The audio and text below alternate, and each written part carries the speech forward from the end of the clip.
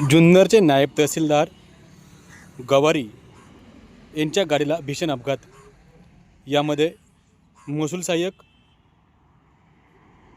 खारतोडे व कोरडे हे देखील गंभीर जखमी झाले आहेत।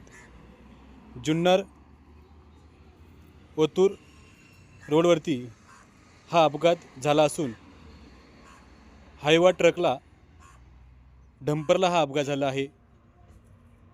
या अपघातामध्ये जुन्नरचे नायब तहसीलदार गवारी साहेब हे गंभीर जखमी झाले असून त्यांना उपचारासाठी ओतूर येथील खाजगी रुग्णालयामध्ये दाखल करण्यात आले आहे।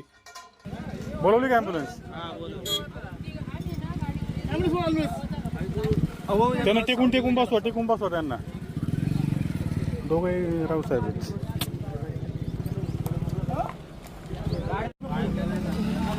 खाली